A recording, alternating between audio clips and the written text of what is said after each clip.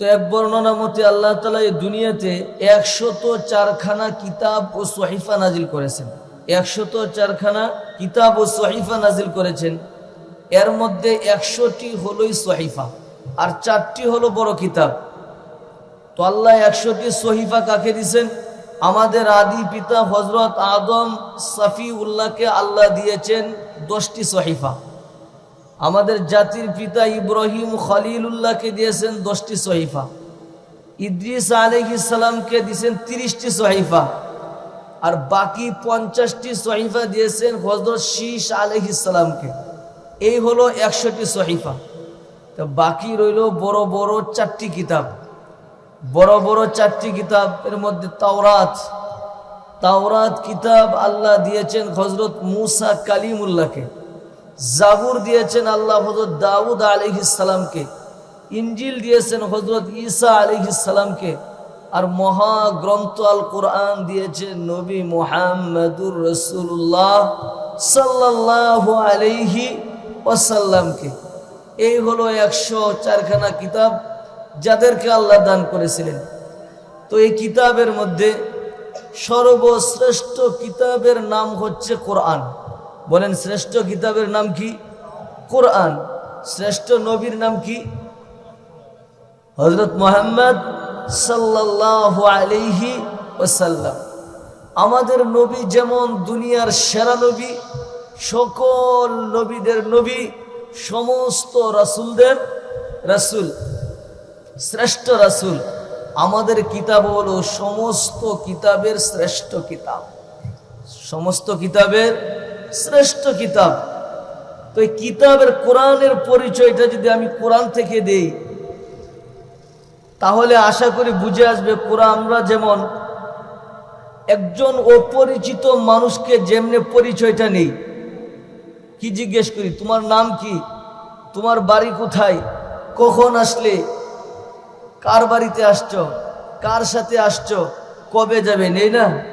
তা আমরাও কোরআনের পরিচয় যদি কোরআন থেকে জানতে পারি তাহলে তো ভালোই হয়, তাই না?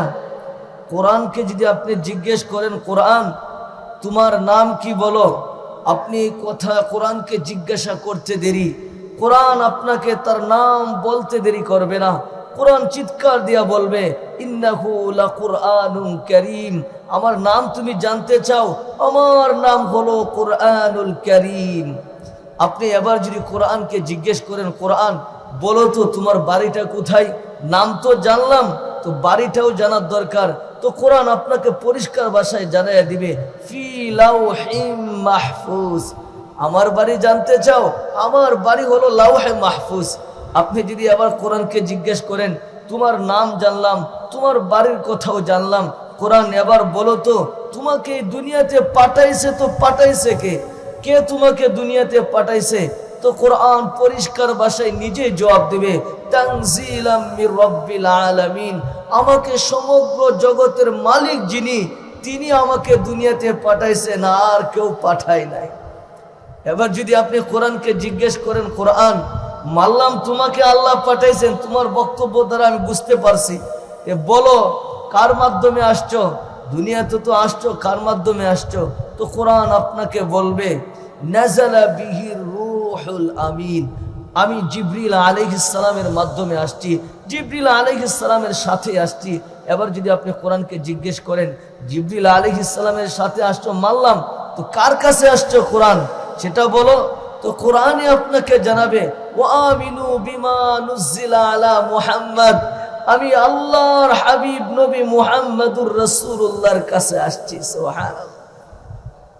আপনি যদি কোরআনকে জিজ্ঞেস করেন, মানলাম নবী মুহাম্মদুর রাসূলুল্লাহর কাছে তুমি আসছো, তাই না? বলো কবে আসছো, কোন মাসে আসছো? তো কোরআন আপনাকে বলে দিবে, শাহরু রমাদান আল্লাযী উনজিলা ফীহিল কোরআন। আমি শাহরু রমাজান, আমি রমজান মাসে আসছি। জি মানলাম রমজান মাসে আসছো। কোরআন বলো দিনে আসছো না রাতে আসছো? তো কোরআন বলবে, ইন্না আনজালনাহু ফী লাইলাতিল কদর। আমি কদরের রজনীতে আসছি। আপনি আবার জিজ্ঞেস করেন কোরআনকে, মানলাম কদরের রজনীতে আসছো, রমজান মাসে আসছো।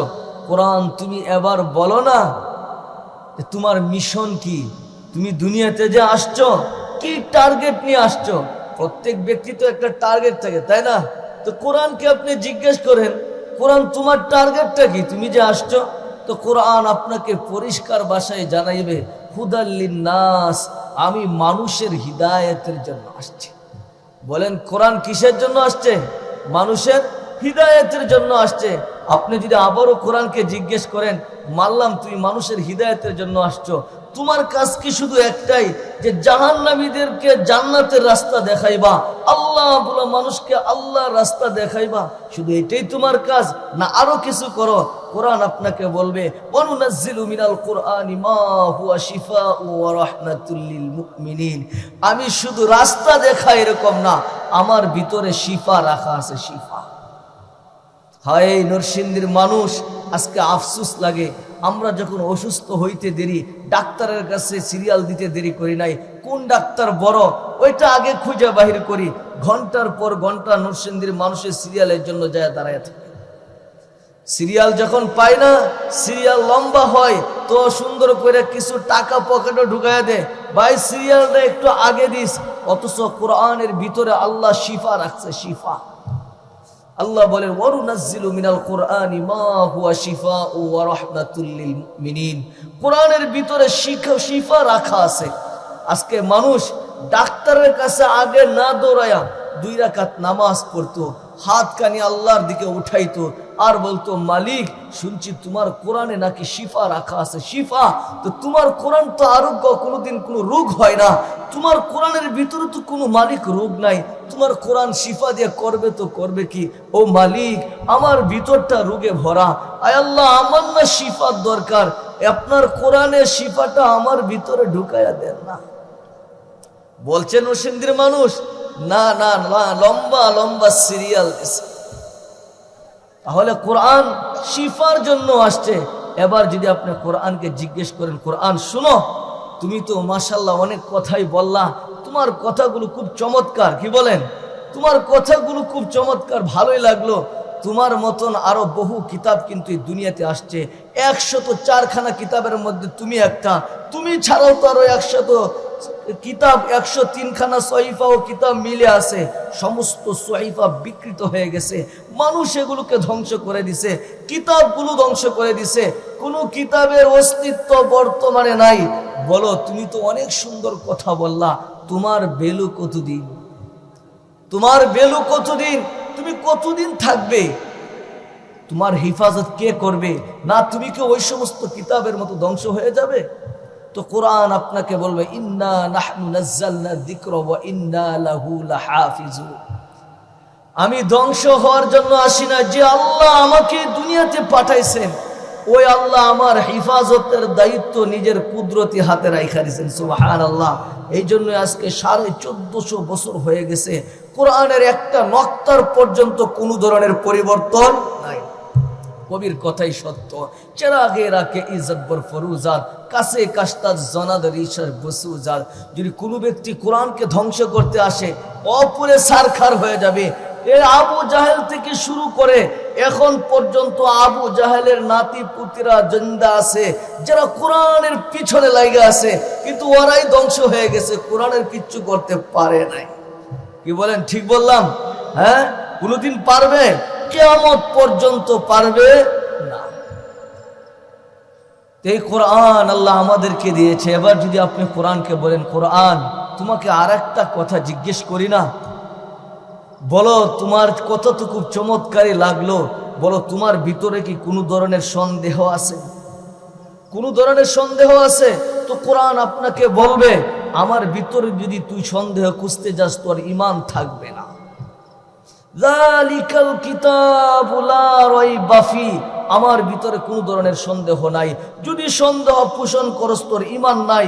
আর আমার কথা যদি তুই মাইনা নেস, তুই পরিপূর্ণ কামেল মুমিন হয়ে যাবি। সুবহানাল্লাহ। এই কোরআন কেমন গ্রন্থ! যে গ্রন্থ আল্লাহ, এমন এক গ্রন্থ আল্লাহ আমাদেরকে দান করেছেন, যেই গ্রন্থ আল্লাহ আসমানকে দিতে চেয়েছিলেন, যে গ্রন্থ আল্লাহ জমিনকে দিতে চেয়েছিলেন, যে গ্রন্থ আল্লাহ পাহাড়কে দিতে চেয়েছিলেন, কিন্তু আসমান গ্রহণ করে নাই, জমিন গ্রহণ করে নাই, পাহাড়ও পর্যন্ত এই গ্রন্থ গ্রহণ করে নাই। সর্বশেষ গ্রহণ করছে কারা? আপনার আমার মতন মানুষ ইন্না আরাদনাল আমানাতা আলাস সামাওয়াতি ওয়াল আরদি ওয়াল জিবাল ফাআবাইনা আন ইয়াহমিলনাহা ওয়া আশফাকনা মিনহা ওয়া হামালাহাল ইনসান ইন্নাহু কানা যালুমান জাহুলা। আল্লাহ বলেন আমি কোরআন আসমানকে গিয়ে বলছি, আসমান এ কোরআন আমানত হিসেবে তোকে দিতে চাই, তুই নিবে? আসমান বলছে মালিক মাপ চাই, এ কোরআনের আমানত বহন করার মতো ক্ষমতা আমার নাই। আমি আল্লাহ জমিনকে গিয়ে বলছি, জমিন এই কোরআনের আমানত যা আছে আমার, এই আমানতটা তোর কাছে রাখতে চাই, তুই কি আমানত নিতে রাজি আছিস? জমিন বলছে মালিক আমি তোমার কাছে ক্ষমা চাই, এ আমানত রাখার মতন ক্ষমতা আমার নাই, এ কোরআন বহন করার ক্ষমতা জমিন রাখে নাই। পাহাড়কে আল্লাহ যায় বলছে পাহাড় তুই নিবে? বলছে না মালিক এটা আমি নিতে পারবো না, এটা বহন করার মতন ক্ষমতা আমি রাখি না। তো আল্লাহ সর্বশেষ বলছে মানুষকে, মানুষ তুই নিবে? ইন্না আরাদনাল আমানাতা আলাস সামাওয়াতি ওয়াল আরদি ওয়াল জিবাল ফাআবাইনা আন ইয়াহমিলনাহা ওয়া আশফাকনা মিনহা ওয়া হামালাহাল ইনসান ইন্নাহু কানা যালুমান জাহুলা। মানুষকে বলতে দেরি, মানুষ রাজি হইতে দেরি হয় না। সুবহানাল্লাহ, রাজি তো হয়েছেন। তো আল্লাহ মানুষকে একটা কথা বলছেন, ওরে মূর্খের দল, ওরে জালেম, যেই কিতাব আসমান নেয় না, যেই কিতাব জমিন নেয় না, যেই কিতাব পাহাড় নেয় না, ওই আমানত তোরা নিবে যা আমি আল্লাহ তোদেরকে দিব। সুবহানাল্লাহ, যা দিয়া দিলাম। একটা এক্সাম্পল বুঝলে বুঝতে পারবেন কেমনে আপনি এই কোরআনটা বহন করতেছেন। এই কোরআন বহন করার মতন ক্ষমতা আমাদের নাই, আছে? আমাদের নাই, এটা পরে বলি। আগে দেখেন একটা উদাহরণ শুনেন। এক ব্যক্তির 4টা সন্তান। কয়টা সন্তান? 4টা সন্তান। বড়, মেজু, সেজু, ছোট, 4 সন্তান। তো মুরব্বী ব্যক্তি বুড়া হয়ে গেছে, তো ঘরের ভিতরে ঘরে চাল নাই। তো বড় ছেলেকে যায় বলছে, এই বাবা এই নে টাকা, বাজার নরসিংদীর বাজার মনোহরদির বাজার থেকে আমার ঘরে চাল নিয়ে আস, 1 বস্তা 50 কেজি একটা চালের বস্তা নিয়ে আস। তো বড় ছেলে বলছে না আমি পারবো না। তো মেজু ছেলেরে গিয়ে বলছে বাবা তুই যা, বলছে না আমিও পারবো না। সেজু ছেলেরে বলছে, দুইটারে বললাম পারবে না বাবা তুই যা, বললো না বাবা আমিও পারবো না। তো বাবার মনটা খারাপ হয়ে গেছে, একটা চালের বস্তার দরকার, কেউই চালের বস্তাটা আনতেছে না, এটা কি আমি আনবো গিয়া? তো ছোট রাগে গিয়ে ছোট ছেলেকে বলছে, এই তুই পারবে?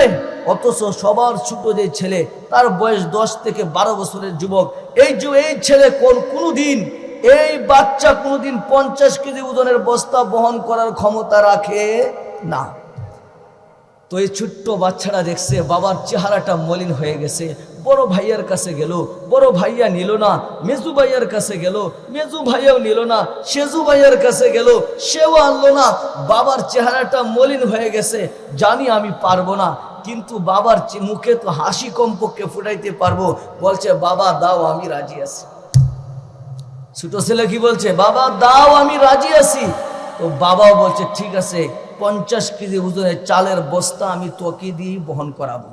2 জন লোক ঠিক করছে, বলছে আমার ছেলের মাথার উপরে তোরা বস্তা ধরে রাখবি, বাজার থেকে বাড়ি পর্যন্ত আমার ঘর পর্যন্ত আসবে, আমার ছেলে এই বস্তার নিচে শুধু হাঁটবে। বস্তা আল্লাহ বহন করাইয়া বাবা নিয়ে আসছে। আল্লাহ এই উম্মতকে কোরআন দিছে ঠিক, কিন্তু আল্লাহ বারিত্বটা নিজের কুদরতে হাতে রাইখা দিছে। কেমন বারিত্ব জানেন?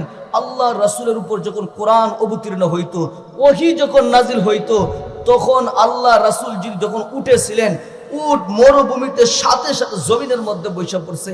আর যখন আল্লাহ রাসূল ঘোড়ার উপর আরোহণ করছেন, এমন সময় যখন ওহী নাজিল হয়েছে, তো মরুভূমির ভিতরেও ঘোড়ার পা মাটির ভিতরে ঢুকে গেছে। কেমন কষ্ট হইতো। আম্মা জান আয়েশা রাদিয়াল্লাহু আনহা বলেন যে আল্লাহ রাসূলের উপর যখন কোরআন অবতীর্ণ হইতো, ক্ষণে শীতের রাতে আল্লাহ রাসূলের চেহারা দিয়ে ঘাম বয়ে পড়তে থাকতো, মাথা থেকে ঘাম বয়ে পড়তে থাকতো, দাড়ি থেকে পড়তে থাকতো, সারা শরীর ঘামে ভিজে যেত। এই কোরআন যে নবীর এই অবস্থা হইতো, এই কোরআন আজকে 6 থেকে 7 বছর বাচ্চারা অহর আছে, এরকম বাচ্চা যারা 30 পারা কোরআন সূরা ফাতিহা থেকে শুরু করে সূরা নাস পর্যন্ত এক বৈঠকে আপনাকে শোনায় দেবে। সুবহানাল্লাহ। তো কোরআন আমাদেরকে আল্লাহ দিছেন, কিন্তু সব দায়িত্ব নিজের কুদরতে হাতে রাইখে আমাদের উপরে বহন করে যাচ্ছেন। আমরা এই নবী কোরআন নবী পাইয়া যেমন শ্রেষ্ঠ উম্মত হয়েছি, কোরআন পাইও আমরা শ্রেষ্ঠ উম্মত হয়েছি। সুবহানাল্লাহ। এই কোরআনের দাম আছে না নাই? এই কোরআনকে ভালোবাসার দরকার আছে না নাই? কোরআনকে ভালোবাসলে কি হবে জানেন? এই কোরআনের যদি কেউ আশেক হইতে পারেন, কোরআনের সাথে যদি কেউ প্রেম লাগাইতে পারে, তাহলে আপনার লাভটা কি? এই কোরআন আপনাকে জাহান্নামের পার থেকে টাইনা আইনা জান্নাতে ঢুকায় দিবে। সুবহানাল্লাহ। কি করবে? আরে বলেন না, কি করবে? জাহান্নামের কিনারা থেকে টেনে এনে আপনাকে জান্নাতের ভিতরে কোরআন ঢুকাইবে। এর একটা বাস্তব কাহিনী আমি আপনাদেরকে শোনাই। এটা কয়েক যুগে আগের কাহিনী না, বর্তমান যুগের একটা কাহিনী আমি আপনাদেরকে শোনাই। সংক্ষেপেই বলবো, কিতাবওয়ালা লেখছে অনেক লম্বা করে, আমি সংক্ষেপে আপনাদের সামনে একটু পেশ করি যে কোরআনের মহব্বত থাকলে, কোরআনের প্রতি প্রেম থাকলে, কোরআন মানুষকে কিভাবে আলোর পথ দেখায়, কোরআন কিভাবে মানুষকে জান্নাতের পথে আনে। আমেরিকার এক সিটিতে কিছু মুসলমান একসাথে বসবাস করত। ওদের ভিতরে খুবই গভীর সম্পর্ক ছিল। একজন আপন ভাইয়ের সাথে যেমন সম্পর্ক থাকে ভাইয়ের, এর চাইতে গভীর সম্পর্ক তাদের মধ্যে ছিল। যেহেতু আমেরিকাতে সংখ্যালঘু হলো মুসলিম, তাই না? তো ওদের ভিতরে খুব ভালো সম্পর্ক ছিল। একজন আরেকজনের দুঃখ কষ্ট ভাগাভাগি করে নিত, একজন আরেকজনের আনন্দ ফুর্তি ভাগ করে নিত। এরকম সম্পর্ক ছিল। ওরা 5 ওয়াক্ত নামাজ আদায় করত। তো এদের ভিতরে একজন ব্যক্তি ছিল, যদিও ওদের দেশ ভিন্ন ছিল, কেউ ছিল বাংলাদেশি, কেউ ছিল ইন্ডিয়ান, কেউ ছিল পাকিস্তানি, কেউ ছিল ইন্দোনেশিয়ান, কেউ ছিল মালয়েশিয়ান, বিভিন্ন দেশ ভিন্ন ছিল, কিন্তু একসাথে বসবাস করত। সংখ্যালঘু হিসাবে একসাথে থাকতো, একসাথে খাইতো। ওরা প্রতিদিন 5 ওয়াক্ত নামাজের পরে, মাঝে মাঝে আসরের নামাজের পরে ওরা একসাথে বসে চা কফিও খাইত। একজনের বিপদ আপদ আর একজনে কি করতো? এগিয়ে আসতো।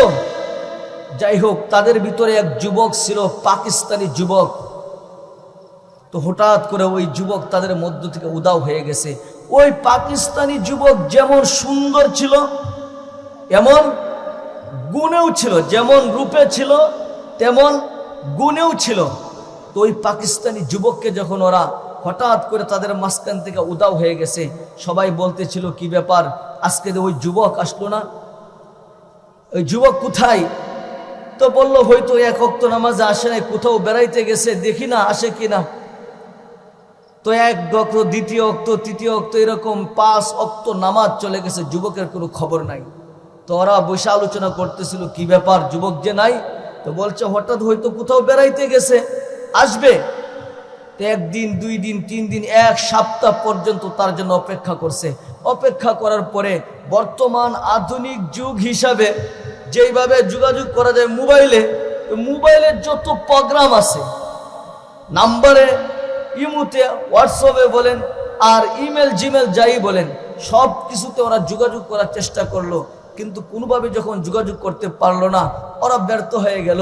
ওরা ভাবলো হয়তো কোনো আমাদের এই যুবক কোনো ক্রাইমের শিকার হয়েছে। বাংলাদেশের চাইতে আমেরিকায় 1000 কোটি গুণ আরো বেশি ক্রাইম হয়, হয়তো কোনো ক্রাইমের শিকার হয়ে গেছে। তো ওরা প্রতিদিন ওই যুবকের গুণকীর্তন গাইত, আলোচনা করত।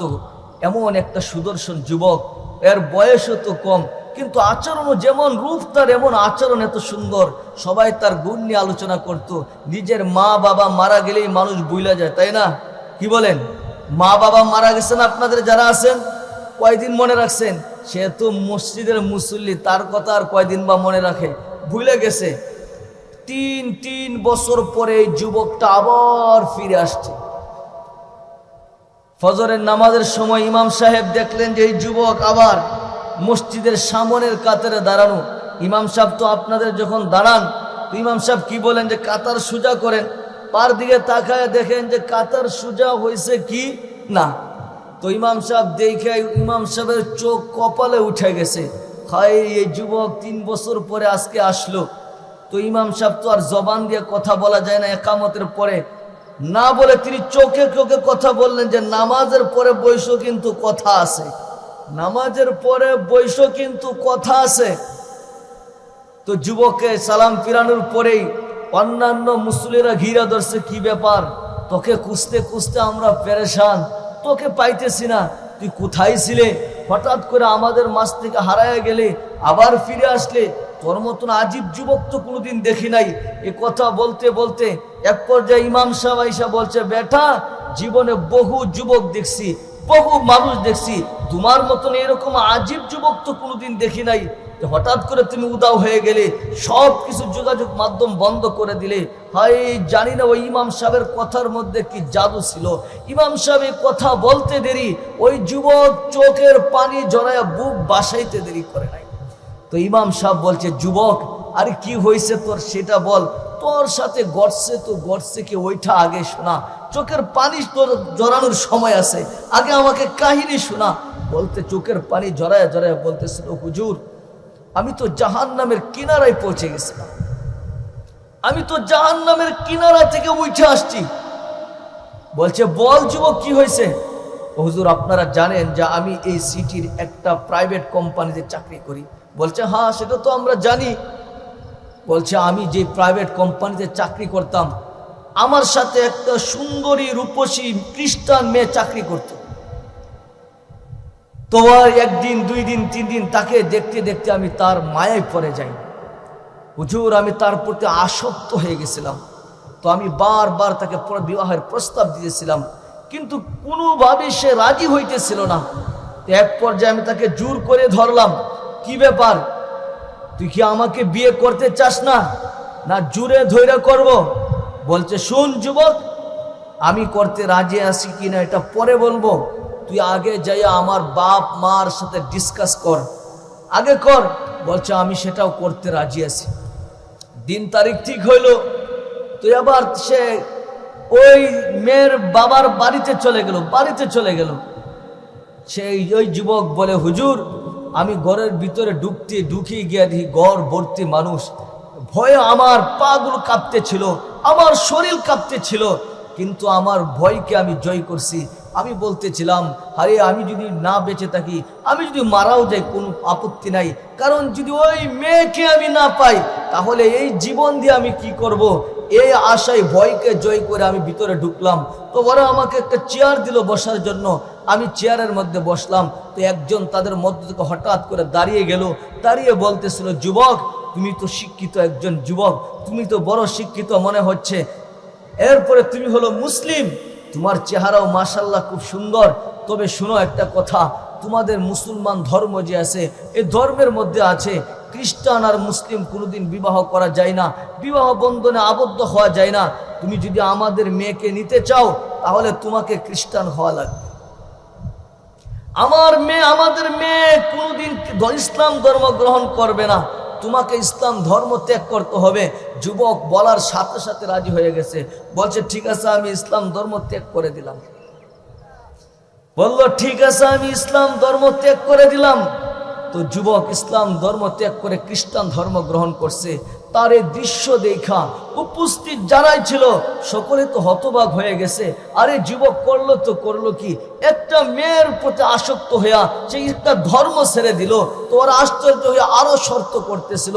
তো বলতেছিল, যুবক শুধু ইসলাম ধর্ম ত্যাগ করছো, খ্রিস্টান ধর্ম গ্রহণ করছো, এতে আমরা মানব না, তোমাকে আর একটা শর্ত মানতে হবে। বলছে বলেন আপনার আর কি শর্ত মানতে হবে, আমি মানতে রাজি। বলছে শুনো যুবক, আর একটা শর্ত হলো আমাদের সাথে খেতে বসো। যখন একসাথে খেতে বসছে, যুবকের প্লেটের মধ্যে শূকরের গোশত উঠাইয়া দিছে। আর খ্রিস্টান জানে যে মুসলিমের ধর্মে শূকর খাওয়া হারাম, তো উঠাইয়া দিছে। যুবক বলল, হুজুর আমি শূকরের গোশত খেয়ে ফেলছি। যখন শূকরের গোশত খেয়ে ফেলছি তখন তারা বলল, খাওয়ার শেষে বলল, যুবক শুধু শূকরের গোশত খাইলেই চলবে না, তোমাকে মদ পান করতে হবে, কারণ ওরা জানে ইসলাম ধর্মে মদ পান করা হারাম। ওই যুবক মদও পান করে নিছে। যখন আমি মদও পান করে নিছি, ওরা তো আমার এই দৃশ্যগুলো দেখে, আমার এই পাগলামিগুলো দেখে হুজুর ওরা আশ্চর্য হইতেছিল, আর একের পর এক শর্ত জুড়তেছিল। তো এরা আর একটা শর্ত জুড়ে দিছে। বলছে যুবক শুধু মদ পান, ইসলাম খ্রিস্টান ধর্ম গ্রহণ করলেই, মদ পান করলেই, শূকরের গোশত খাইলেই শুধু হবে না, তোমাকে আরেকটা কাজ করতে হবে। বলছে বলেন আর কি করতে হবে? যাই বলেন আমি করতে রাজি, যে কোনো মূল্যে আমি ওই মেয়েকে পেতে চাই। তোরা বলছে শুনো যুবক, তোমাকে তোমার মা বাবা আত্মীয় স্বজনের সাথে সম্পর্ক ত্যাগ করতে হবে। তো যুবক পরিষ্কার ভাষায় বলতেছিল, আরে আমি তো কত বছর ধরে বাড়িতে যাই না, মা বাবা আত্মীয় স্বজন ত্যাগ করা আমার জন্য কোনো ব্যাপার না, ধরে নেন ছেড়ে দিলাম। মা বাবা আজ থেকে ত্যাগ, আত্মীয় স্বজন আজ থেকে জীবনের জন্য ত্যাগ করে ফেললাম। যখন দেখছে সে আত্মীয় স্বজনও ত্যাগ করছে, ওরা ভাবতেছিল বর্তমান যুগের ছেলেরা মা বাবাকে ছাড়তে পারে বটে, কিন্তু বন্ধু বান্ধব ছাড়তে পারে না। কি বলেন, ঠিক বললাম? হ্যাঁ, বন্ধু বান্ধব ছাড়তে পারে। তোরা বলছে বর্তমান সমাজের যুবকেরা বন্ধু বান্ধব ছাড়তে পারে না। তোরা আর একটা শর্ত জেনে দিল, যুবক তোমাকে আর একটা কাজ করতে হবে। বলছে বলো আর কি করতে হবে? তাও আমি করতে রাজি। বলছে যুবক তোমার বন্ধু বান্ধব যারা আছে ওই বন্ধু বান্ধবের সঙ্গ তোমাদেরকে ছাড়তে হবে। যুবক পরিষ্কার ভাষায় বলছে, আরে আপনারা কি বলেন এটা? আমি আমার মা বাবা ছেড়ে দিয়েছি, আমার আত্মীয় স্বজন ছেড়ে দিয়েছি, বন্ধু বান্ধব ছাড়া আমার কাছে কোনো ব্যাপারই না, ধরেন আমি এটাও ছেড়ে দিলাম। যুবক বন্ধু বান্ধবের সঙ্গ ত্যাগ করছে। তো খ্রিস্টান ওরা আবার তাকে জড়ায় ধরলো, শোনো যুবক তোমাকে আর একটা কাজ করতে হবে। বলছে বলেন আর কি করতে হবে? যুবক তোমার যত বন্ধু বান্ধবের সাথে যত যোগাযোগের মাধ্যম আছে, ইমেল জিমেল যা আছে, হোয়াটসঅ্যাপ যা আছে, ইমু শিমু যা আছে, সব তোমাকে ডিলিট করতে হবে। বলছে তাই করব। যুবকের সব কিছু নিয়ে পোড়ায় দেওয়া হয়েছে। পোড়ায় দেওয়ার পরে আর একটা শর্ত করছে, যুবক তোমাকে এই সিটি ছেড়ে চলে যাইতে হবে। কি করতে হবে? এই সিটি ছেড়ে চলে যাইতে হবে। তোমাকে এমন এক সিটিতে চলে যাইতে হবে যেই সিটিতে তোমার বন্ধু বান্ধব বা তোমার পরিচিত মুসলিম বলতে কেউ থাকবে না। যুবক বলেন আমি তাও মাইনে নিলাম। এখন আমি এই সিটি থেকে অন্য এক সিটিতে যাব। তারা তাদের মেয়েকে আমার কাছে বিবাহ বন্ধনে আবদ্ধ করে দিছে, আমার হাতে উঠাইয়া দিছে। এখন থেকে আমরা স্বামী আর স্ত্রী। তো আমি আমার ঘরের ভিতরে ঢুকলাম। হুজুর যখন আমি আমার ঘরের ভিতরে ঢুকি, আমার ব্যাগের ভিতরে এক এক করে আমার প্রয়োজনীয় জিনিসগুলো ঢুকাইতেছিলাম। যখন আমি আমার প্রয়োজনীয় জিনিসগুলো ঢুকাইতেছিলাম, তো আমি হঠাৎ সব কিছু ঢুকানো শেষ, হঠাৎ করে আমি যেই জায়গায় কোরআনটা রাখছি ওই দিকে তাকাইলাম। হুজুর আমি তো এমন একজন যুবক ছিলাম, আমি তো একজন কোরআনের আশেক ছিলাম, আমি তো একটা কোরআনের পাগল ছিলাম, আমি একজন কোরআনের সত্যিকার অর্থে প্রেমিক ছিলাম। সকাল সন্ধ্যায় যদি আমি কোরআন পাঠ না করতাম আমার ঘুম আসতো না, আমার কোনো কিছু ভালো লাগতো না। যদি সকালবেলা কোরআন তিলাওয়াত করছি তো সারা দিনটা আমার আম্মদ ফুর্তিতে গেছে, আমার মন খুশি থাকতো, বড় শান্তি লাগতো, বড় ভালোই লাগতো। রাত যখন হইতো আবার যখন কোরআন তিলাওয়াত করতাম আমার মন ভরে যেত। হুজুর আমি ওই যুবক, কোরআনটা আমি এমন এক স্থানে রাখছি যে ঘরের ভিতরে ঢুকার আগে সর্বপ্রথম নজর পড়তো তো কোরআনের উপর পড়তো। আবার যখন আমি ঘর থেকে বাহির হইয়া অফিসে যাইতাম সর্বশেষ নজর পড়তো তো কোরআনের উপরেই পড়তো। আমি এমন একজন যুবক ছিলাম যখন আমার সমস্ত জিনিস, আমার প্রয়োজনীয় জিনিসগুলো ব্যাগের ভিতরে ঢুকাইতেছিলাম, হঠাৎ করে আমার দৃষ্টি পড়লো কোরআনের দিকে। আমি অপলক দৃষ্টিতে কোরআনের দিকে তাকাইছিলাম। কিছুক্ষণ তাকার পর মনে হচ্ছে যেন কোরআন আমাকে হাত ছানি দিয়ে ডাকতেছে, যুবক তুই না আমাকে কত মোহাব্বত করতি, তুই না সকালবেলা সব ঘরে ঢুকার আগে সর্বপ্রথম আমার দিকে দৃষ্টি দিতে। ও যুবক তুই যখন বাহির হয়ে যাইতি সর্বশেষ দৃষ্টিটা না আমার দিকে দিতে, সকাল বিকাল না তুই আমাকে জড়াইয়া ধরতে। আজকে আমি এমনটাই অপ্রয়োজনীয় হয়ে গেলাম, তোর সমস্ত প্রয়োজনীয় জিনিসগুলো তোর ভিতরে ঢুকাইলে আমার মতন এক আমি যে কোরআন, আমি কোরআনের জায়গা তোর ব্যাগের ভিতরে হইল না। এই কথা ভাইবা আমি কোরআনকে যা দৌড়ায় ধরলাম, বুকে চাপড়াইয়া ধরলাম আর চোখের পানি ঝরাইতেছিলাম, বলতেছিলাম কোরআন এটাই মনে হয় আমার শেষ ধরা তোকে, আর জীবনে হয়তো কোনোদিন তোকে আমি ধরতে পারবো না।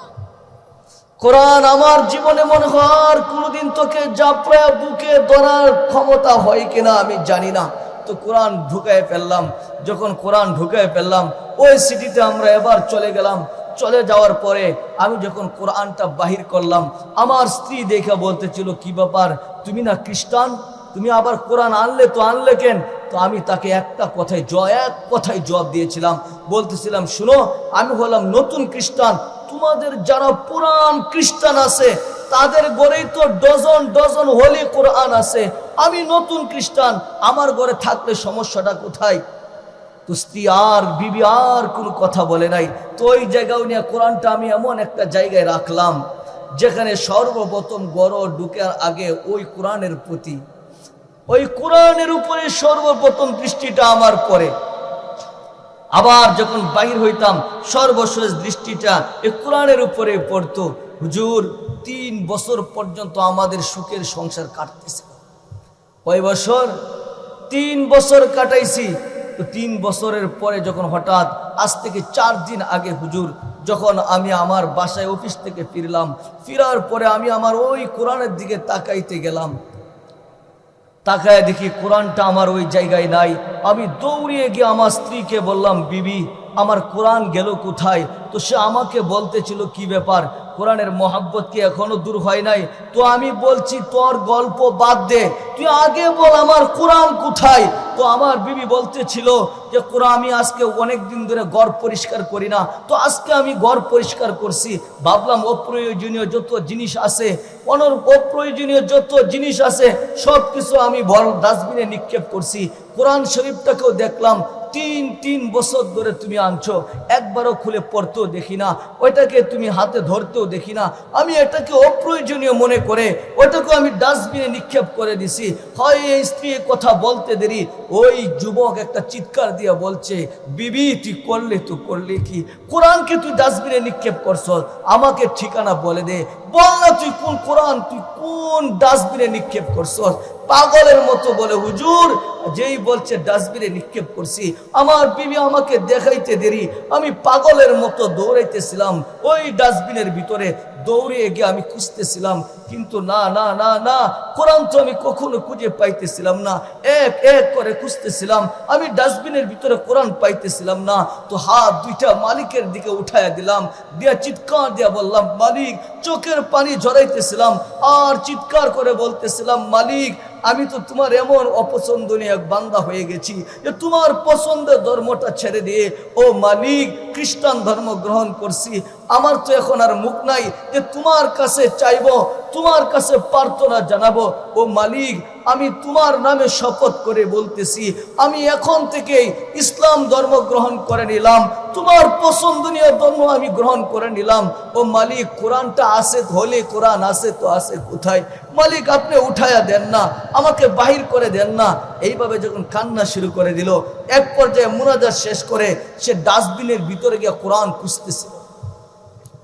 এক এক করে খোঁজার পরে যুবক চিৎকার বলতেছিল, এক এক যখন আমি খুঁজতেছিলাম, হঠাৎ করে কোরআনটা দেখি আমার হাতে আসলো। হয় কোরআনের গায়ে নোংরা ময়লা, তো কোরআন আমি পরিষ্কার করব তো করব কি কইরা? তো নিজের গায়ের জামা খুইলা আমি কোরআন পরিষ্কার করতে লাগলাম। তো আমার জামা দিয়ে আমি কোরআন পরিষ্কার করলাম। এরপরে ওই কোরআন নিয়ে আমার স্ত্রীর কাছে গেলাম। বিবি দেখে বলতেছিল, কি ব্যাপার, কোরআন যে আবার উঠাইয়া নিয়ে আসছো, কি কালিমা পড়ে ফেলছো, মুসলিম হয়ে গেছো? তো আমি বলতেছিলাম, খবরদার কোনো কথা বলবি না। 3 বছর যাবত তুই আমার কোরআনকে কিচ্ছু বলিস নাই, আমিও তোকে কিচ্ছু বলি নাই। আজকে তুই আমার কোরআনকে আমার বুক থেকে সরায় ফেললি, আমার ঘর থেকে বাহির করে দিলে। শোন বিবি, আজ থেকে আমি তোকে আমার অন্তর থেকে বিদায় দিলাম, তোকে চিরজীবনের জন্য আমি তালাক দিলাম।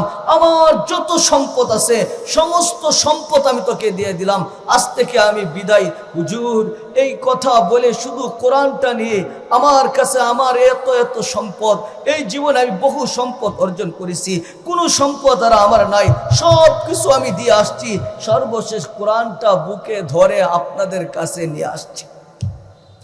তো বলতেছিল যুবক, ওই যুবকের পরে বলতেছিল, হুজুর যখন আমি এই সিডিতে ঢুকছি, ফজরের আজান যখন আমার কানে ঢুকছে, তো আমি মসজিদের ভিতরে ঢুকবো, ওযুখানায় ঢুকবো, তো আমার শরীর কাঁপতেছিল, আমার পা কাঁপতেছিল।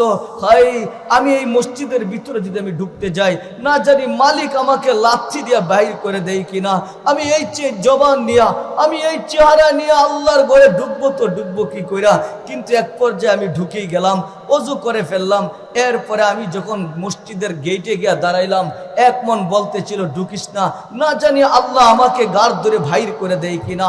তো এরকম ভাবতেছিলাম, হঠাৎ করে আমি আল্লাহুম্মা আফতাহ লি আবওয়াবা রাহমাতিক বইলা যখন ডান পা ঢুকায় দিলাম, হায় আল্লাহ যেন আমাকে ডাইকা বলতেছে, যুবক তুই পিছনের কাতারের মানুষ না, তুই পিছনের কাতারে কেন দাঁড়াইবি, তুই সামনের কাতারে আইস। হুজুর আমি সামনের কাতারে গিয়ে নামাজ আদায় করলাম, এখন আমার বলতে কিছু নাই। আল্লাহ আমাকে এইরকম একটা জাহান্নামের জায়গা থেকে উঠায়া নিয়ে আসছে শুধু কোরআনের মুহাব্বতের কারণে। উলামায়ে কেরাম লেখেন, ওই ব্যক্তি খ্রিস্টান হওয়ার পরে আবার ফিরে আসার সবচেয়ে বড় মাধ্যম হলো কোরআনের প্রতি তার প্রেম ও ভালোবাসা। ও নরসিংদীর মানুষ, আমাদেরও তো কোরআনের প্রতি মহাব্বত থাকে, কোরআনের প্রতি ভালোবাসা থাকে। ওই কোরআন আজকে আমাদেরকে, কোরআন আমাদের সাথী হবে, কোরআনের চাইতে বড় কোনো সাথী কারো হবে না। এই কোরআন আমাদেরকে জান্নাতে ঢুকাবে, কোরআন আমাদেরকে কি করবে, জান্নাতে ঢুকাবে। এক হাদিস আমি আপনাদেরকে শোনাইতেছি, কোরআন কিভাবে আমাদেরকে জান্নাতে ঢুকায়। লাআলি মাসনুআ নামক কিতাবে বাজ্জাজের সূত্রে হাদিস বর্ণিত হয়েছে। আজ পর্যন্ত কোনো ব্যক্তি হাদিসের উপর আঙ্গুল উঠাই নাই, কেউ এটাকে মাউজু বলে নাই, কেউ এটাকে জালও বলে নাই। যদি যখন কোনো ব্যক্তি মারা যায়, আপনাদের এলাকায় মানুষ মরে, কি বলেন, মরে না? যখন কোনো ব্যক্তি মারা যায়, তার আত্মীয় স্বজন, পরিবার পরিজন, আপনজন যারা আছে, সকলেই তাকে কাফন দাফনের কাজে লিপ্ত হয়ে যায়। কি বলেন, ব্যস্ত হয় কিনা? সকলে যখন ব্যস্ত হয়ে যায়, তো তখন একজন সুদর্শন যুবক ওই মৃত ব্যক্তির মাথার পাশে দাঁড়িয়ে থাকে। একজন সুদর্শন যুবক ওই ব্যক্তির মাথার পাশে দাঁড়িয়ে থাকে। যখন তাকে কাফন পরানো হয়, কুসুল দেওয়া হয়, কাফন পরানো হয়, তখন ওই যুবক আয়সা তার মধ্যভাগে আয়সা দাঁড়ায়, সেখানে দাঁড়ায় থাকে। জানাজা শেষ করে যখন দাফন করে সকলে চলে আসে, ওই যুবক তো এই মৃত ব্যক্তির সাথে কবর পর্যন্ত চলে যায়।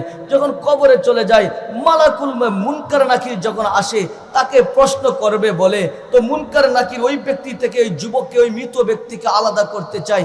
আলাদা প্রশ্ন করার জন্য ওই যুবক বলে, না না না না, আমাকে আলাদা করার চেষ্টা করে কোনো লাভ নাই, আমাকে তাদের থেকে আলাদা করতে পারবে না, কারণ ও আমার সাথী, ও আমার বন্ধু, ওকে আমি তোমাদের কাছে একা ছাইরা রাখতে পারি না, না না না না, ছেড়ে তোমাদের হাতে উঠাই দিয়ে চলে যাব। তোমরা এটা কি করে ভাবলে? তোমরা যদি আল্লাহর পক্ষ থেকে আদিষ্ট হয়ে থাকো, প্রশ্ন যদি করারে থাকে, আমার কাছে করো, আমার সামনে করো, আমার আড়ালে করবে না, না না, এটা আমি মানি না। এরপরে সে বলে, শুনো, যতক্ষণ পর্যন্ত আমি তাকে জান্নাতে প্রবেশ না করাবো, ততক্ষণ পর্যন্ত আমি তার থেকে পৃথক হব না। শুধু তাই না, তখন ওই যুবক ওই মৃত ব্যক্তিকে সান্ত্বনা দিয়া বলে, তুমি আমাকে চিনো? আমি হলাম ওই কোরআন, আমি হলাম ওই কোরআন যাকে তুমি কখনো বড় আওয়াজে পড়তে, কখনো আস্তে আওয়াজে পড়তে, কখনো উঁচু আওয়াজে পড়তে, কখনো নিম্ন আওয়াজে পড়তে। আমি সেই কোরআন। তোমার মুনকার নাকিরে তুমি নিশ্চিত থাকো, মুনকার নাকির প্রশ্ন করার পর আর কোনো তোমার চিন্তা নাই, আর কোনো তোমার টেনশন নাই। এরপর যখন মুনকার নাকিরের প্রশ্ন শেষ হইতে দেরি, ওই যুবক দৌড়ায় গিয়া জান্নাতের বিছানা বিছাইয়ে তার কবরের ভিতরে আইনা বিছাইতে দেরি করে না। আরে কেমন জান্নাতের বিছানা?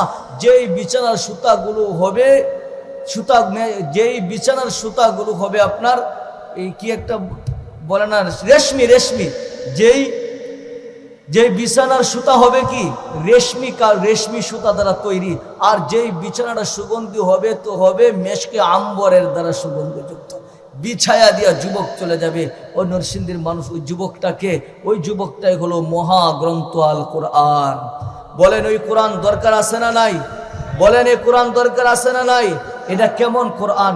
যে কোরআনকে বুকে জড়াইলে সওয়াব হয়, যে কোরআনকে মুখে নিয়ে চুমু খাইলে সওয়াব হয়, যে কোরআনকে মাথায় রাখলে সওয়াব হয়, যে কোরআনের প্রতি তাকাইলে সওয়াব হয়, যে কোরআনের প্রতি শুধু আজমত দেখাইলে, ইজ্জত দেখাইলেও নিজের সওয়াব হয়, আপনার ইজ্জত বেড়ে যায়। এটা কেমন কোরআন? যে কোরআনের কাছে আসতে যে জিনিসটা আসে তারে মর্যাদা বেড়ে যায়। বলেন কাঠের একটা রেহেল থাকে, তাই না? এই রেহেলের কাঠের কি দাম আছে? পায়ের মধ্যে পড়ে থাকে। এখনো তো আমার নিচে কাঠ, কাঠ কিনা, এই কাঠের কোনো দাম আছে? কোনো দাম নাই। যদিও বহু টাকা খরচ করে আপনারা চেয়ার বানাইছেন, এটার তেমন একটা মূল্য নাই, মানুষের নিচেই পড়ে থাকে। কিন্তু কম দামি কাঠ যেও যদি একটা রেহেল বানিয়ে থাকেন, ওই রেহেলটা যখন পড়ে যায় কেউ পা দিয়ে এটা উষ্টা দেয় না, বরং নিচে পড়ে থাকলে মাথা উঠায়, চুমু খায়, উপরে রাইখা দে। এই যে কাপড় আমাদের কত জায়গায় পরে থাকবে, এটার কোনো দাম নাই। কম দামি কাপড় দিয়া যদিও কোরআনের কাবার বানানো হয়, ওই কাবার যদি কোথাও পরে থাকে মানুষ উঠায়, চুমু খায়, ময়লা থাকলেও এটারে উপরে উঠায় রাখে, এটা পায়ের নিচে রাখে না। তার মানে কোরআনের সংস্পর্শে যারাই আসে তাদের মর্যাদা বেড়ে যায়। কি বলেন, ঠিক বললাম? তাদের মর্যাদাই বেড়ে যায়। আরে কোরআন কি, এটা কেমন কোরআন? যে কোরআন হাসরের মাঠে সবচাইতে বেশি সুপারিশ করবে তার বন্ধুর প্রতি। কোরআনের বন্ধু কারা? যে কোরআনকে পড়ে, যে কোরআনকে মহাব্বত করে। হাসরের মাঠে কোরআনের চাইতে বড় কোনো সুপারিশকারী নাই। এটা আমার কথা না, না, না, এটা আল্লাহর রাসূল বলেছেন, মা মিন শাফিন আফজালু মানজিলাতান ইনদাল্লাহি ইয়াউমাল কিয়ামাতি মিনাল কোরআন লা নাবিয়্যুন ওয়ালা মালাকুন ওয়ালা গায়রু। আল্লাহর রাসূলই বলেছেন হাসরের মাঠে কোরআনের চাইতে, হাসরের মাঠে কোরআনের চাইতে বড় কোনো সুপারিশকারী নাই।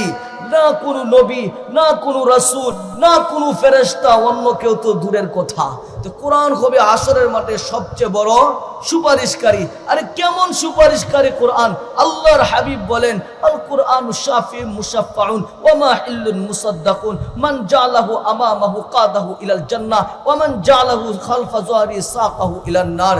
কোরআন হলো এমন এক আল কুরআনু শাফি মুশাফফাউন, কোরআন হলো এমন এক সুপারিশকারী যার সুপারিশ আল্লাহ কবুল করে নিয়েছেন। ওয়া মাহিল্লুন মুসাদ্দাকুন, এমন এক বিতর্ককারী যার বিতর্ক মেনে নেওয়া হয়েছে। মান জালাহু আমামাহু কাদাহু ইলাল জান্নাহ, যে কোরআনকে বুকে রাখবে, যে বুকে রাখবে কোরআন তাকে জান্নাতে, মান জালাহু আমামাহু কাদাহু ইলাল জান্নাহ, যে বুকে রাখবে কোরআন তাকে জান্নাতে ঢুকাইবে। ওমান জালাহু খালফা যহরি সাকাহু ইলান নার, যে ব্যক্তি কোরআনকে পিঠ দেখাইবে তো কোরআন ওকে জাহান্নামে নিক্ষেপ করবে। এটা কেমন কোরআন? শুধু এটাই, আল্লাহ রাসূল আরেক হাদিসে তো বলেন, মান কারা আল কোরআন ফাস্তাযহারাহু ফাআহাল্লা হালালাহু ওয়া হারামা হারামাহু আদখালাহুল্লাহুল জান্নাহ। যেই ব্যক্তি কোরআনকে পড়লো, কোরআনের সত্যটাকে সত্য হিসাবে জানলো, কোরআনের হককে হক হিসাবে জানলো, না হককে না হক হিসাবে ছেড়ে দিল, মেনলো, ছেড়ে দিল, তা আদখালাহুল্লাহুল জান্নাহ, কোরআন ওই ব্যক্তিকে জান্নাতে ঢুকাবে। কোথায় ঢুকাবে? জান্নাতে ঢুকাবে। শুধু জান্নাতে ঢুকাবে, ওয়াশাফাহু ফি আশরাতিন মিন আহলি বাইতিহি কুল্লুহুম কাদ ওয়াজাবাত লাহুন নার। ওই ব্যক্তির পরিবারের এমন 10 জনের ব্যাপারে তার সুপারিশ কবুল করা হবে যাদের উপর জাহান্নামের আগুন হারাম হারাম হারাম। এরকম 10 ব্যক্তিকে তার অধিকার দেওয়া হবে সুপারিশ করে জান্নাতে না। এই জন্য কোরআন পড়তে রাজি আছেন? কি বলেন, কোরআন পড়বেন? আরে কোরআন বুঝা পড়লো সব, কোরআন না বুঝা পড়লো সব। আব্দুল্লাহ ইবনে আব্বাস থেকে, আব্দুল্লাহ ইবনে মাসউদ থেকে হাদিস বর্ণিত আছে, মান কারা হারফাম মিন কিতাবিল্লাহ ফালাহু বিহি হাসানাতুন ওয়াল হাসানাতু বিআশরি আমসালিহা। যদি কোনো ব্যক্তি কোরআনের একটি আয়াত পড়ে তো 10টি নেকি হবে। কয়টা নেকি?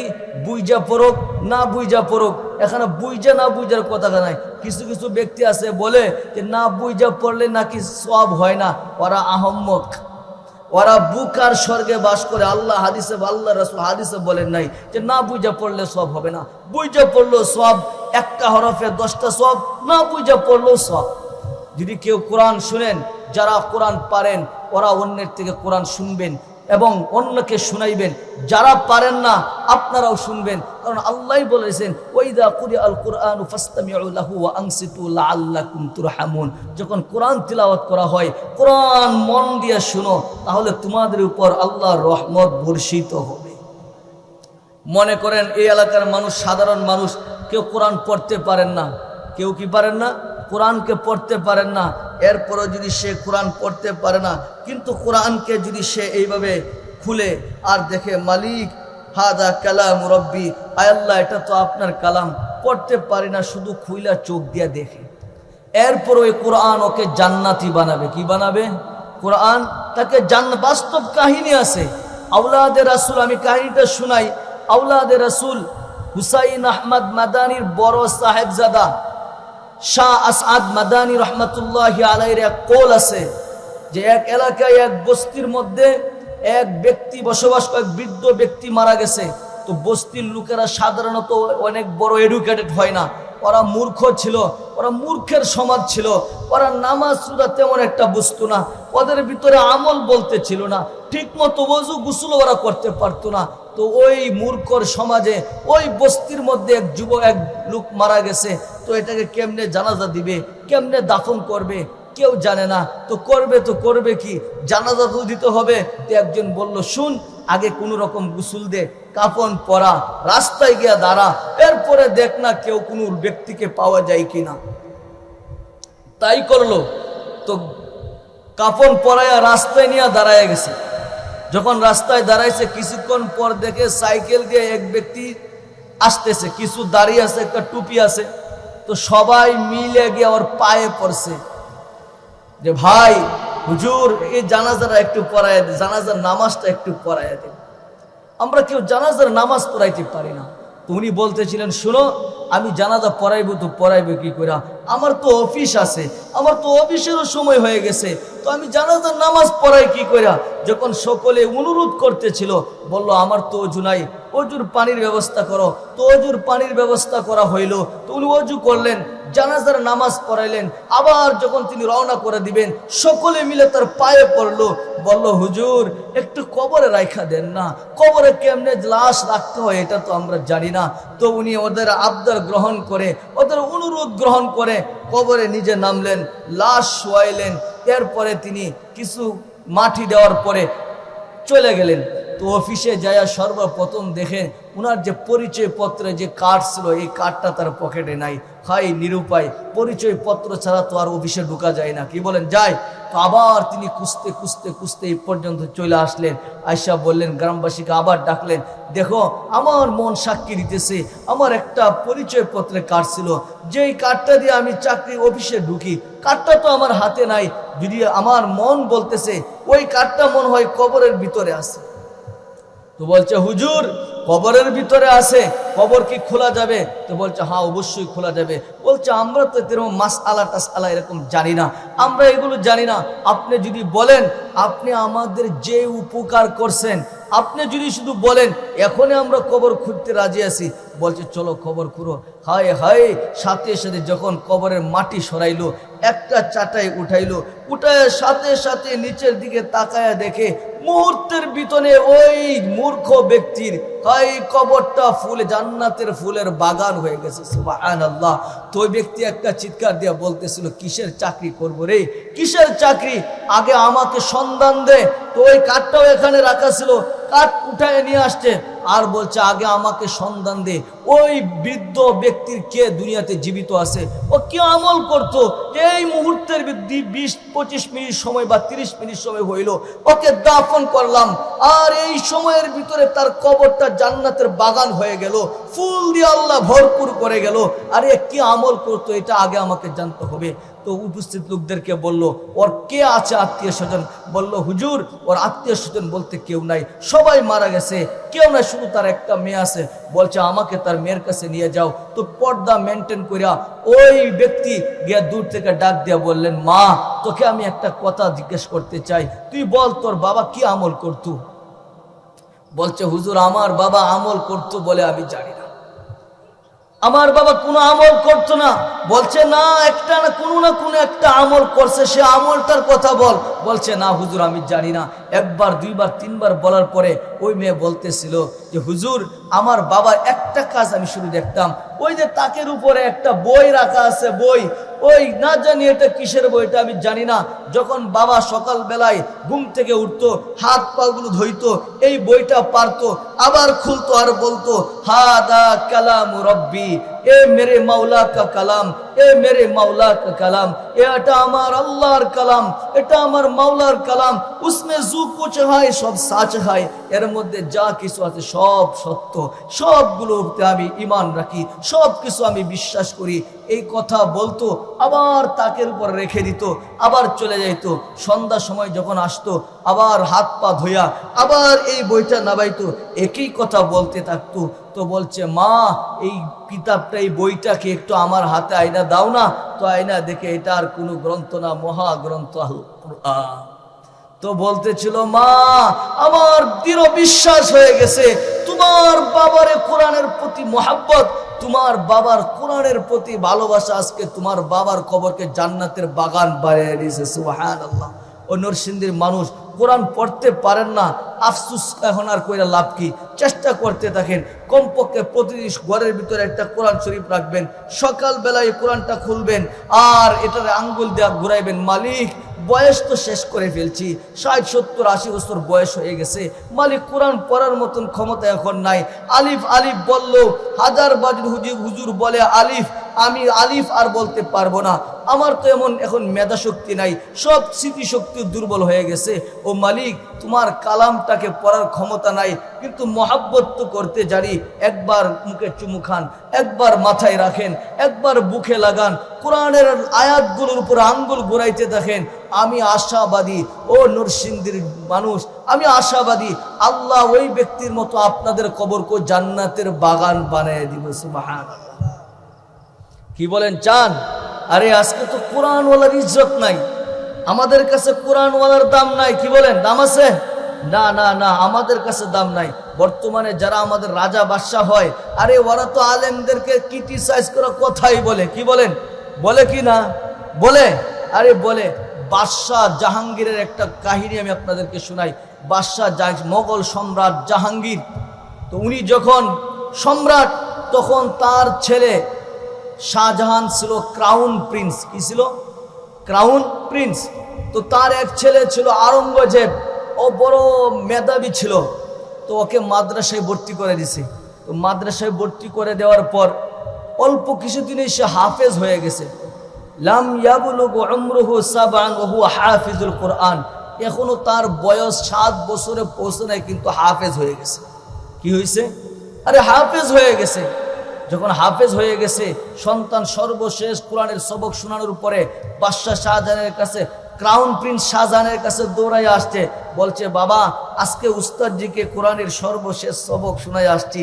তো শাহজাহান নিজের সন্তানকে বুকে জড়াইয়া ধরছে, চুমু খাইছে। এরপরে বলছে, শুনো বাবা, তুমি তোমার দাদা জানকে যাইয়া তুমি যে এত বড় মর্যাদা অর্জন করছো, এই সালামটা, এই সুসংবাদটা শোনাও। তো আওরঙ্গজেব দৌড়ায় গেছে দাদা জানের কাছে। তো দাদা জানের কাছে যাওয়ার সাথে সাথে গিয়া দেখলেন দাদা জান মন্ত্রী পরিষদ নিয়ে পরামর্শ করতেছেন। তো চিৎকার করে বলতেছিল, দাদা দাদা দাদা। তো দাদাও ওকে বুকে জড়াইয়া ধরছে, চুমু খাইছে, আদর করছে।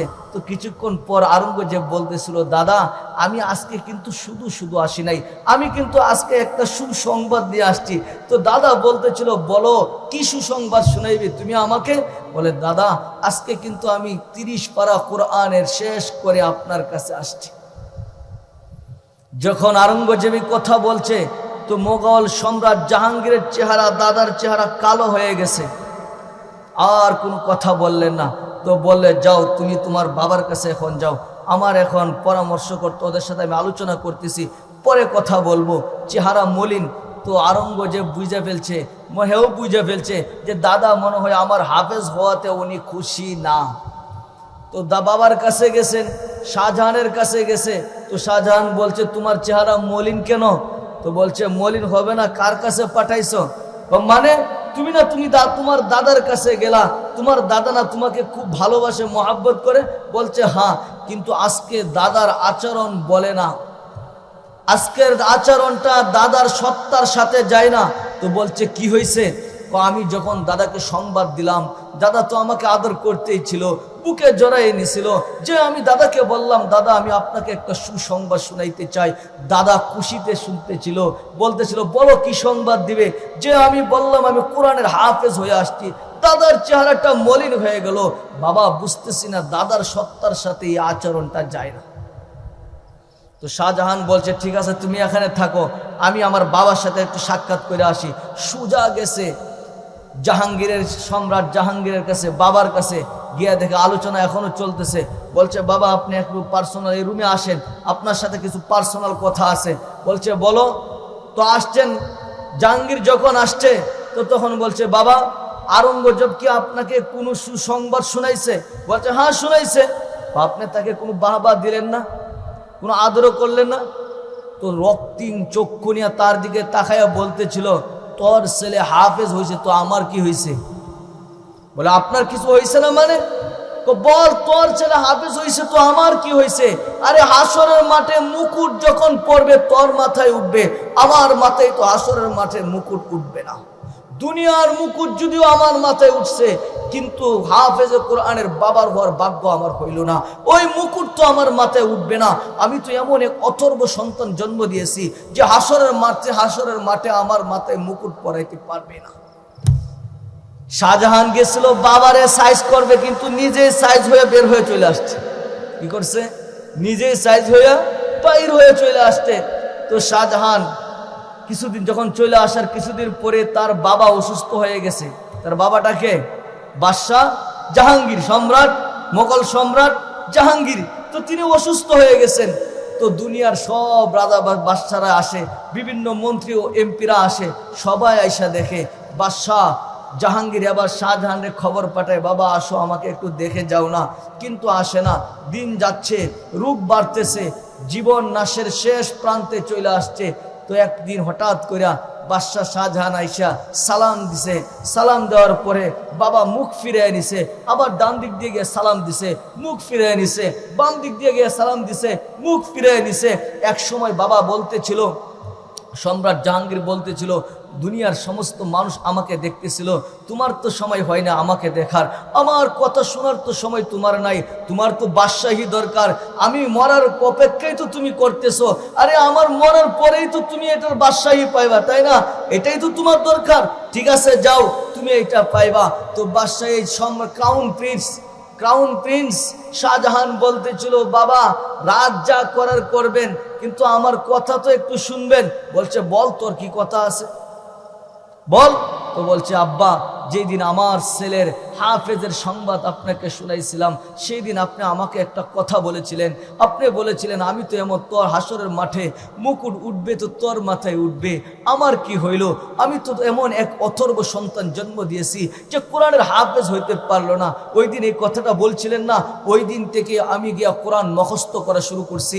আপনি যে অসুস্থ বাবা, বারবার আমার কাছে সংবাদ আসতেছিল, আমি দুনিয়ার সব কিছু একদিকে রেখে কোরআন মুখস্থের মধ্যে লেগে গেছি। আর আমি আশঙ্কাও করতেছিলাম হাই না জানি আমার বাবা জীবিত থাকতে আমি কোরআনের হাফেজর সংবাদ শুনাইতে পারি কিনা, না জানি আমার বাবা মরে যায়। বাবা আজকে কোরআনের সর্বশেষ সবক তোমার ছেলে শাহজাহান শোনায় আসছে, এই সুসংবাদ দুনিয়া থেকে আপনি গ্রহণ করেন। আজকে থেকে হাসরের মাঠে আল্লাহ আপনার মাথায় হাফেজে কোরআনের মুকুট পরাইয়া দিবে। সুবহানাল্লাহ। ওরা বাদশাহ হয়েছিল, কিন্তু কোরআনের মর্যাদা তাদের কাছে কোনো দিক থেকে কম ছিল না। কিন্তু আমরা একটু উপরস্থ হইলেই আলেমদেরকে দেখলে ক্রিটিসাইজ করি। কি বলেন? ঠিক বললাম? কি বলেন নরসিংদীর মানুষ? ঠিক বললাম? ক্রিটিসাইজ করেন না? অথচ জানেন একজন হাফেজ কোরআনের মর্যাদা কত? আল্লাহর হাবিব বলতেছেন ইন্না লিল্লাহি আহলিনা মিনান নাস। আল্লাহ রাসূল বলেন মানুষের মধ্যে ইন্না লিল্লাহি আহলিনা মিনান নাস, মানুষের মধ্যে এমন কিছু মানুষ আছে যারা হলো আল্লাহর খাস ব্যক্তি, যারা আল্লাহর পার্সোনাল ব্যক্তি, যারা আল্লাহর বিশেষ ব্যক্তি। হাই আল্লাহর রাসূল এই কথা বলতে দেরি সাহাবায়ে কেরাম জিজ্ঞাসা করতে দেরি করে নাই, মান হুম ইয়া রাসূলুল্লাহ, হে আল্লাহর হাবিব ওরা কারা? যারা আল্লাহর বিশেষ ব্যক্তি, যারা আল্লাহর পরিবারের লোক, যারা আল্লাহর খাস লোক। যখন এই কথা আল্লাহ রাসূল বলেন আহলুল কুরআনি হুম আহলুল্লাহি ওয়া খাসাতুহু, ওই সমস্ত ব্যক্তিরা আল্লাহর পার্সোনাল ব্যক্তি, ওই সমস্ত ব্যক্তিরা আল্লাহর বিশেষ ব্যক্তি যারা কোরআন ওয়ালা, যাদের বক্ষে কোরআন ধারণ করেছে। সুবহানাল্লাহ। শুধু তাই না, না না না, শুধু তাই না, যাদের বক্ষে কোরআন ধারণ করেছে ওরা নেতৃত্ব দিবে, নেতৃত্ব মাঠে ওরা নেতৃত্ব দিয়ে জান্নাতি বানাইবে আপনাদেরকে। আরে মা বাবার মাথায় মুকুট পরাবে। হাই ওই দৃশ্যটা যখন আপনি দেখবেন তো আপনার কাছে কেমন লাগবে?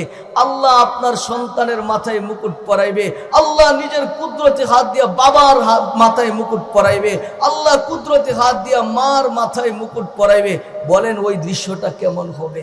হায় আমি তো বলি যারা কোরআন, যাদের সন্তানেরা কোরআনের হাফেজ হয়েছে ওদের তো ডেলি ফুলের মালা পরার দরকার।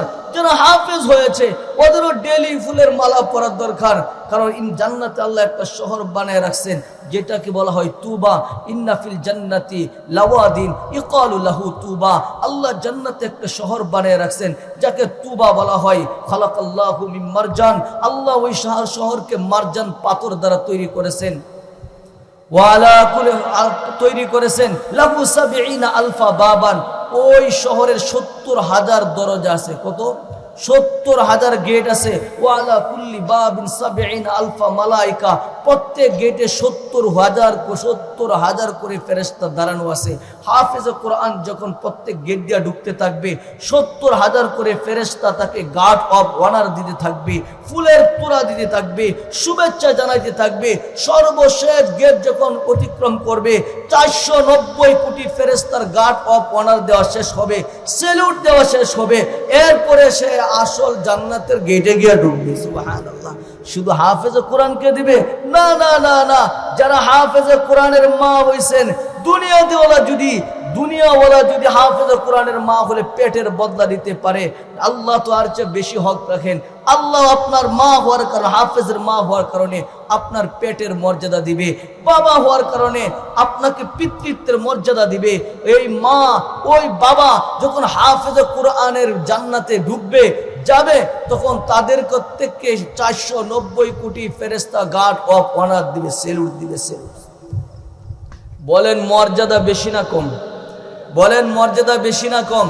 সন্তানদেরকে হাফেজ বানানোর দরকার আছে না নাই? বলেন আছে না নাই? কে কে আছেন আমার কমপক্ষে একটা সন্তানকে কোরআনে হাফেজ হাত উঠান। আল্লাহ কবুল করুন।